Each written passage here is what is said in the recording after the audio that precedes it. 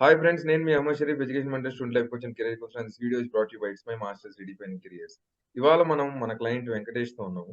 Myself, my name is Venkatesh. I'm from Tirupati. I had completed my bachelor's in computer science in Bharat University at Chennai. Currently, I'm doing my master's in data science, Erlangen. First it's my masters మీకెలా తెలిసింది? మీ journey it's my మాస్టర్స్‌తో ఎలా start అయింది? నేను 3-2లోనే start చేశాను. ఇట్లా consultancy గురించి ఎతకుతా ఉంటే యూట్యూబ్లో సెర్చ్ చేస్తా ఉంటే ఇంకా రికమెండేషన్లో మీ వీడియో ఒకటి నాకు కనబడింది. సో అలా అలా అప్రోచ్ అయ్యాను. ఫస్ట్ థింగ్ ఏంటంటే ఫస్ట్ నేను డైరెక్ట్ కాల్ చేశాను. మీరు మాట్లాడిన వే ఆఫ్ టాకింగ్ నాకు బాగా నచ్చింది. మీతో క్లయింట్ అయిన తర్వాత ఒక 2 మంత్స్ తర్వాత నేను డైరెక్ట్‌గా మిమ్మల్ని అప్రోచ్ అయ్యాను. సో అప్పుడు నాకు ఫుల్ క్లారిటీ వచ్చేసింది. సో వీళ్ళు ఖచ్చితంగా చేస్తారు అని. సో ఇంకా అలా ప్రొసీడ్ అయిపోయాను. సో మీ మీ జర్నీలో మీరు యూట్యూబ్ నుంచి జర్నీ స్టార్ట్ చేశారు. తర్వాత 2 మంత్స్ తర్వాత అవును. మీట్ అయ్యారు. సో అవును. అంటే అవును. నేను కంప్లీట్ ఇన్ఫర్మేషన్ మొత్తం డిస్కస్ చేద్దాం అనుకున్నాను. అంటే ఫస్ట్ ఇయర్ మీకు అడ్మిట్ వచ్చింది. బట్ అవును. ఒక చిన్న ఇంప్రాపర్ అడ్జస్ట్‌మెంట్ అండ్ ప్లానింగ్ వల్ల మిస్ అయింది. యాక్చువల్ అడ్మిట్ వచ్చినా ఎళ్ళలేకపోయారు. అవును. సో అది అవునవును. స్టూడెంట్స్‌కి మీ ఎక్స్‌పీరియన్స్ నుంచి జూన్ అంటే హ్మ్. వింటర్ సెమిస్టర్‌కెళ్ళాలి అనుకునే వాళ్ళకి బ్లాక్డ్ హ్మ్. అకౌంట్‌కి జూన్‌లో మనీ ఎంత ప్రాపర్‌గా ప్లాన్ చేయాలి? ఎందుకంటే మీరు ఎక్స్‌పీరియన్స్ అయ్యారు కాబట్టి మీ ద్వారా తెలుసుకుంటే అవును. స్టూడెంట్స్‌కి ఇంకా బాగా తెలుస్తుంది అంతే. వింటర్ సెమిస్టర్‌కి వెళ్ళాలంటే జూన్, జూలైలోనే అరేంజ్ చేసుకుంటే చాలా బెటరు. హ్మ్. సో, అది నేనిచ్చే సజెషన్. సో, మాక్సిమం జూలై ఎండ్‌కంతా మనీ అనేది అరేంజ్ అయిపోవాలి. నాకు తెలిసి జూన్ ఫస్ట్ నుంచి చేతిలో డబ్బులుండడం బెటర్. అవును సార్. సో, మీకు ఆహ్, ఒరిజినల్ డిగ్రీ లేకపోవడం వల్ల కొన్ని రిజెక్షన్స్ వచ్చాయి. ఇప్పుడు ప్రాపర్ ప్లానింగ్ ఉండాలి. మళ్ళీ కొత్త రూల్ ఏపీఎస్ అని హ్మ్. ఒకటొచ్చింది. You are one of the batch to go through APS గూడా. సో, అవును. ఏపీఎస్ అవును. గురించి ఈ కొంతమందికి 21 డేస్‌లో వచ్చింది. కొంతమందికి 10 డేస్‌లో వచ్చింది. కొంతమందికి 4 మంత్స్‌కొచ్చింది. కొంతమందికి 5 మంత్స్‌కొచ్చింది. కొంతమందికి 6 మంత్స్‌కొచ్చింది. సో, ఏపీఎస్ హ్మ్. గురించి కొత్త వాళ్ళకి మీరేం జెప్పాలనుకుంటున్నారు? ఏపీఎస్ అనేది చాలా ఇంపార్టెంట్ ఫస్ట్ థింగ్. ఫర్ వీసాకి స్లాట్ బుక్ చేయాలన్నా దేనికైనా ఏపీఎస్ అనేది ఇంపార్టెంట్. సో, నా అవును. సజెషన్ ఏంటంటే ఆహ్, వీలైనంత త్వరగా అప్లై చేసుకోవడం చాలా బెటరు. సో, ఫర్ ఎగ్జాంపుల్ నా కేస్‌లో వచ్చి 4 మంత్స్‌కొచ్చింది. మా ఫ్రెండ్స్ గ్రూప్స్‌లలో మెసేజ్ చేస్తూ ఉంటారు చూసాను. వాళ్ళకైతే 6, 7 మంత్స్ వెయిట్ చేస్తున్న వాళ్ళని కూడా చూస్తూ ఉన్నాను. అవును. సో, నా సజెషన్ ఏంటంటే వీలైనంత త్వరగా అప్లై చేసుకోవడం చాలా చాలా బెటర్. అండ్ ఇంతకుముందు 7 సెమిస్టర్స్ కంప్లీట్ చేసిన వాళ్ళు అప్లై చేయాలి. ఇప్పుడు 2 సెమిస్టర్స్ చేసినా అవును. చేయొచ్చు. కొత్త రూల్ వచ్చింది. అ అవును. అవును సార్. యాహ్! సో, దాన్ని బట్టి మనం అర్థం చేసుకోవచ్చు అది ఎంత లేట్ అవుతదో అది. యాహ్! యాహ్! ఏపీఎస్ వాళ్ళు ముందే హింట్ ఇస్తున్నారు. ఇది మేబీ లేట్ అవ్వచ్చు. సో, మీరు యాహ్! వీలైనంత త్వరగా అప్లై చేసుకోవడం బెటర్ అని. మెంటరింగ్‌లో లైక్ నాలెడ్జ్ ట్రాన్స్‌ఫర్, స్వాట్ అనాలిసిస్ అండ్ మీకు నిజంగానే డిఫరెన్స్ హ్మ్. కనిపించిందా మెంటరింగ్‌కి, కన్సల్టెంట్‌కి ఏంటి అనేది? అవును సార్. నేను మీకు ముందు ఒక 2 మెంబర్స్‌ని అప్రోచ్ అయ్యాను. అట్ ది సేమ్ టైమ్ మా ఫ్రెండ్స్ వేరే కన్సల్టెన్సీకి వెళ్లారు. మా సిస్టరు. సో, వాళ్ళెలా అంటే మనీ ఇచ్చినామా అడ్మిషన్ వచ్చిందా? సో, అంతే ఇంకా వేరే డిస్కషన్ ఏమి ఉండదు. సో, ఇక్కడ ఇట్స్ మై మాస్టర్స్‌లో ఏంటంటే ఇంటరాక్ట్ అవుతారు ఫస్ట్ థింగ్. అది బాగా నచ్చింది. సో, ఎవ్రీథింగ్ ట్రాన్స్‌పరెంట్‌గా ఉంటది. ప్రతి ప్రాసెస్ అనేది ట్రాన్స్‌పరెంట్‌గా ఉంటది. అది నాకు బాగా నచ్చింది. సో, స్వాట్ అనాలిసిస్ ఏంటంటే అది మనమేంటి, మన స్టేటస్ ఏంటి అని తెలుసుకోవడం కోసం స్వాట్ అనాలిసిస్. అది కొంచెం బాగుంది. ఎక్కడ థ్రెడ్స్ ఉన్నాయో సో, అవన్నీ రీబిల్డ్ చేసుకోవడానికి కొంచెం బాగా హెల్ప్ అయింది నాకు.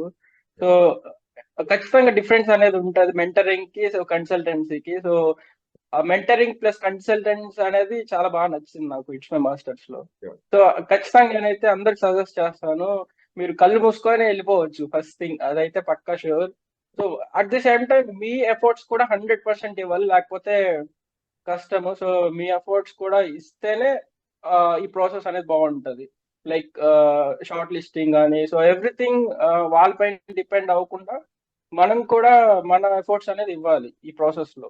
అది బాగా నచ్చింది నాకు. సో, అలా చేస్తే ఏంటంటే ప్రాసెస్ అనేది తెలుస్తది. ఇక్కడికొచ్చిన తర్వాత ఎలా సర్వైవ్ అవ్వాలి, ఏంటి అనేసి తెలుస్తుంది. అది నచ్చింది నాకు. యాహ్! అండ్ కోర్స్ షార్ట్ లిస్టింగ్‌లో మనం ఈసీటీఎస్ వెరిఫై చేయడము, దేనిలో ఎలిజిబిలిటీ ఉంది, దేనిలో ఎలిజిబిలిటీ లేదు, హ్మ్. Credits verification. అంటే ఈ ప్రాసెస్ మొత్తం మనకి చాలా టైం పడతది. అంటే ఒక 20 కాలేజ్ షార్ట్ లిస్ట్ చేసి, 15 చేసి, మళ్ళీ దానిలో ఎలిజిబిలిటీ చేసి, హ్మ్. మళ్ళీ ప్రయారిటీ ఆర్డర్ 1, 2, 3 అంటే ఇట్స్ ఎ టైమ్ ప్రాసెస్ గదా! ఆ జర్నీలో ఆ! మీకేమనిపించింది? అంటే ఈ కోర్సెస్ ఇంత షార్ట్ లిస్టింగ్ ఈ ఆర్డర్ చేయడం అనేది మీకేమనిపించింది? అంటే మన పాయింట్ ఆఫ్ వ్యూలో మనము కొన్ని షార్ట్ లిస్ట్ చేస్తాము.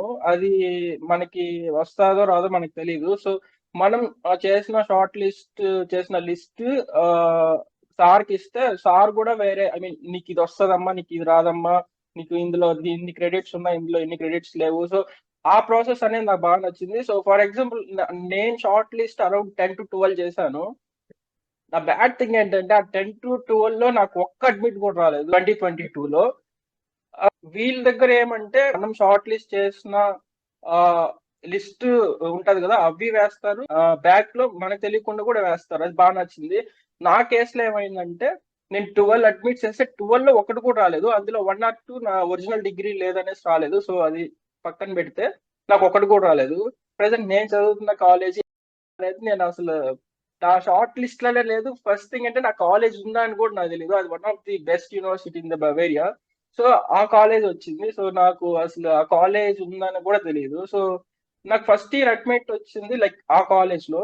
సో ఇదంతా బాగా నచ్చింది నాకు. సో అదే నన్ను కాపాడింది లాస్ట్ ఇయర్ చెప్పాలంటే. మీ అప్లికేషన్ ప్రాసెస్ లో యూజువల్ గా ఏ స్టూడెంట్ కన్నా ఒక 15 is a very big number అమ్మా. అంటే 15 అప్లికేషన్ చేసుకునేటికే మనకి 35,000 40,000 స్పెండ్ అవుతుంది.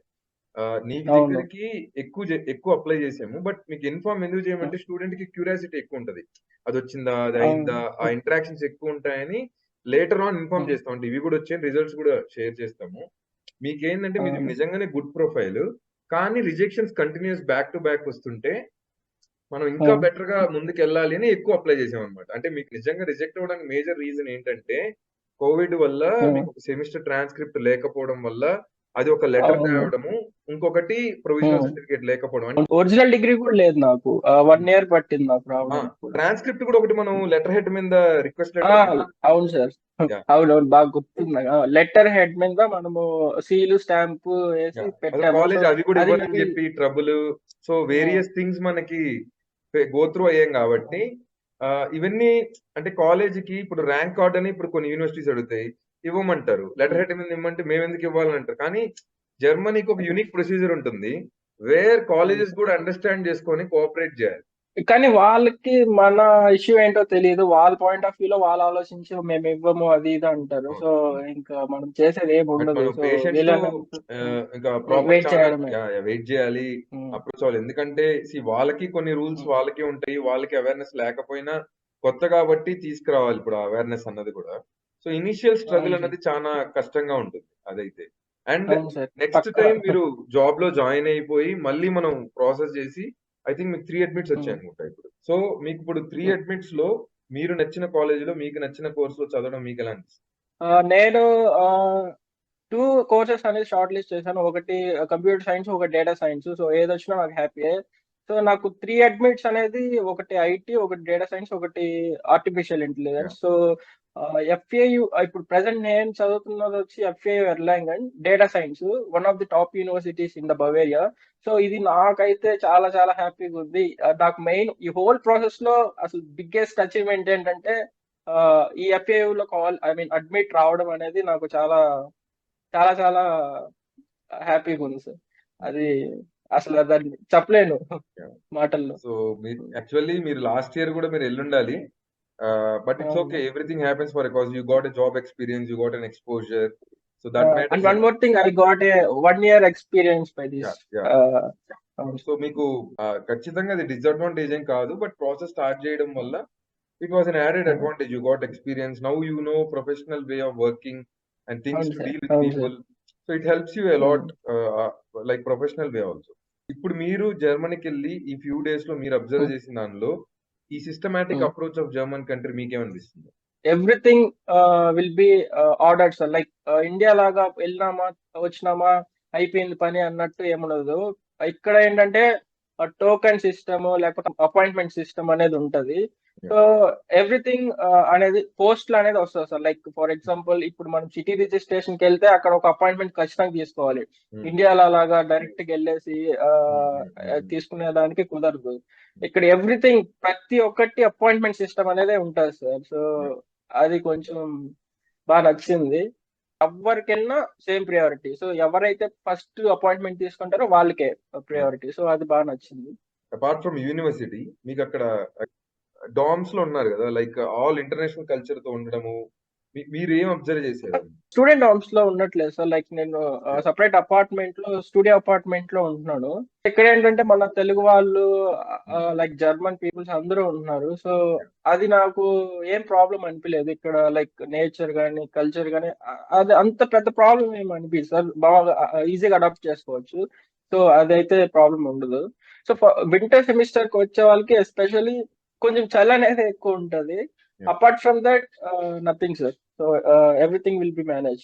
మీరు చెన్నై నుంచి ఒకసారి వచ్చి కలిసారు అంటే చాలా మంది కొన్ని క్వశ్చన్స్ ఉండొచ్చు కదా, ఆన్లైన్ లో సర్వీస్ తీసుకుంటున్నాం, ఎలా సర్వీస్ చేస్తారు ఏంటి అంటే, మీరు కంప్లీట్ ఆన్లైన్ సర్వీసే తీసుకున్నారు. సో మీ ఆన్లైన్ వర్కింగ్ ఎక్స్పీరియన్స్ ఎలా ఉందో చెప్తారు? అసలు ఖచ్చితంగా నేను రికమెండ్ చేస్తాను. ఇట్లా ఎలా ఉంటుందో ఏంటో అనేసి అలాంటి థాట్సే వద్దు ఎవరికైనా అప్కమింగ్ ఆస్పిరెంట్స్ కి. సో కళ్ళు మూసుకొని తీసుకోవచ్చు.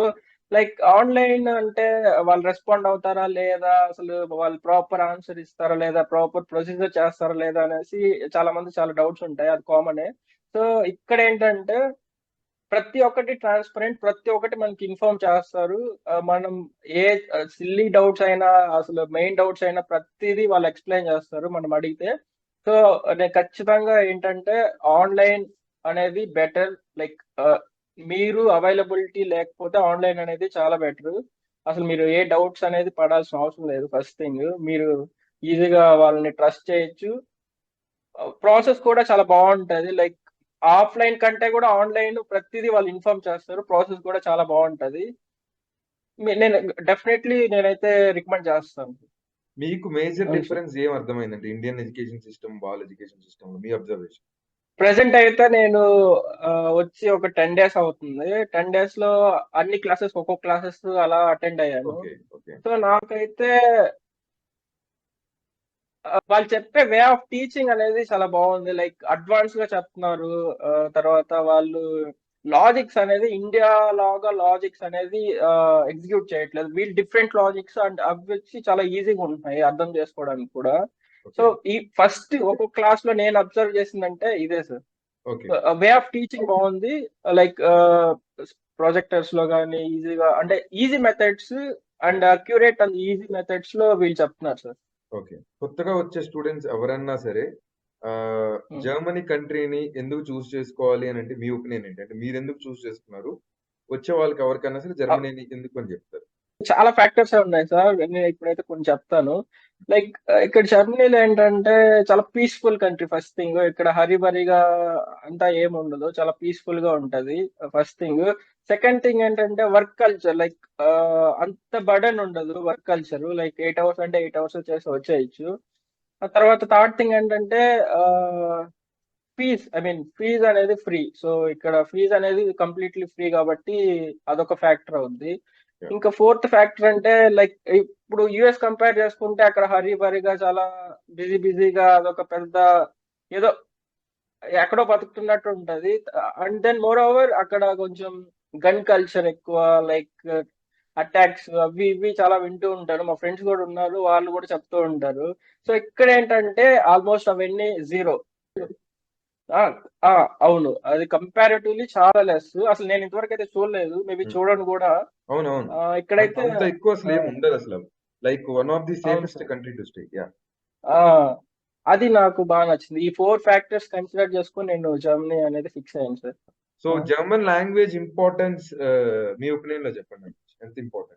అసలు జర్మన్ లాంగ్వేజ్ అనేది చాలా చాలా చాలా చాలా ఇంపార్టెంట్. లైక్ నేను అబ్జర్వ్ చేసిన వాటిల్లో లైక్ ఒక 30 ఆర్ 35 ఏజ్ లోపల ఉండే వాళ్ళు ఆల్మోస్ట్ ఒక 80% అనేది ఇంగ్లీష్ మాట్లాడతారు. అబోవ్ 40, లైక్ అబోవ్ 40, 35 ప్లస్ ఉండే వాళ్ళకి మాక్సిమం వాళ్ళు జర్మనే మాట్లాడుతున్నారు, ఇంగ్లీష్ అసలు మాట్లాడట్లేదు. సో నేను అబ్జర్వ్ చేసిన దాన్ని బట్టి అయితే ఇది. అండ్ దెన్ నేను ఒక ఎగ్జాంపుల్ ఇస్తాను. లైక్ నిన్న సాటర్డే, నిన్న మేము ఇక్కడ మా డిస్ట్రిక్ట్ లో నూరెన్బర్గ్ అని మా డిస్ట్రిక్ట్, ఆ డిస్ట్రిక్ట్ లో జాబ్ ఫెయిర్ అనేది ఒకటి జరిగింది నిన్న ఆఫ్టర్నూన్ అలా. సో మేము అక్కడ అటెండ్ అయ్యాము. లైక్ వాళ్ళు అటెండ్ అయిన తర్వాత మేము లైక్ ఒక్కొక్క కంపెనీ దగ్గరికి వెళ్ళి అడుగుతా ఉంటే, లైక్ మేము ఈ కాలేజ్ లో చదువుతున్నాము, ఈ కోర్స్ చదువుతున్నాము, మేము లైక్ మీ కంపెనీకి ఏమైనా కాంట్రిబ్యూట్ చేయగలుగుతామా, లైక్ వర్క్ స్టూడెంట్ గా అయినా లైక్ పార్ట్ టైం గా అయినా అని అడిగాం. ఫస్ట్ మేము అడిగింది ఇది. వాళ్ళు direct answer like okay why not అనేసి వాళ్ళు ఓకే చేయొచ్చు అని చెప్తున్నారు. Within next second next question ఏంటంటే మీరు జర్మన్ ఏ లెవెల్, లైక్ మీ స్టేటస్ ఏంటి జర్మన్ అనేది నెక్స్ట్ క్వశ్చన్ అడుగుతున్నారు. మేము అక్కడ మాకేం తెలియదు అని చెప్పకుండా లైక్ మేము A1 A2 చూస్తున్నాము అనేసి చెప్పేసి వస్తున్నాం. సో దీన్ని బట్టి నాకు అర్థమైంది ఏంటంటే జర్మన్ అనేది చాలా చాలా important for getting jobs. So jobs రావాలన్నా ఇక్కడ సర్వైవ్ అవ్వాలన్నా at least A1 minimum. So if possible A2 అంటే ఇండియాలో A1 ఆర్ A2 నేర్చుకొని రావడం అనేది చాలా చాలా బెటర్. Yeah. సో ఇప్పుడు నాకు 1 year అనేది ఎక్స్పీరియన్స్ ఉంది, లైక్ 1 year. సో ఈ 1 year లో నేను జర్మన్ నేర్చుకుంటే అట్లీస్ట్ B2 అన్నా నేర్చుకొని ఉంటాను నాకు అనిపిస్తుంది. సో ఈ ఈ 1 year ఎక్స్పీరియన్స్ తో పోల్చుకుంటే ఈ B2 అనేది ఎక్కువ వాల్యూ ఇక్కడ. సో అదైతే నాకు బాగా అర్థమైంది నిన్నటితో. సో 1 year ఎక్స్పీరియన్స్ కంటే కూడా B2 అనేది చాలా వాల్యూ ఇక్కడ. సో ఫైనల్ గా ఏంటంటే జర్మన్ అనేది చాలా చాలా ఇంపార్టెంట్. సో అప్కమింగ్ ఆస్పిరెంట్స్ ఎవరైనా ఉంటే అట్లీస్ట్ ఏ టూ అనేది నేర్చుకోరండి. హార్డ్ వర్క్ ఒకటే కాదు, మనకి అన్ని కూడా కలిసి రావాలి. అంటే హార్డ్ వర్క్, ఎఫర్ట్స్, టైం, అన్ని మనం అప్లై చేసిన టైం, కాంపిటీషన్ అన్ని కన్సిడర్ చేసుకుంటే like you got a very best opportunity. And మీరు వెళ్ళిన కోర్స్ కి అయితే నేను ఈ 6 years లో మీరే ఫస్ట్ అనమాట. అంటే ఆ కోర్స్ కి ఆ కాలేజ్ కి స్పెసిఫిక్ గా వెళ్ళడం. So I was very happy for it. And 2 years తర్వాత మళ్ళీ 2-3 years చేస్తారు యూజువల్ గా మాస్టర్స్. ఆ 2-3 years లోపల మీరు మళ్ళీ మీ ఇంటర్న్షిప్ ఎక్స్పీరియన్స్, మీ జాబ్ ఎక్స్పీరియన్స్ మళ్ళీ మీతో నేను ఇంటర్వ్యూ చేస్తాను. And it was a great pleasure and working with you, Venkatesh. And thanks a lot for taking out your time and giving this testimony. It means a lot to us. Thank you. Thank you.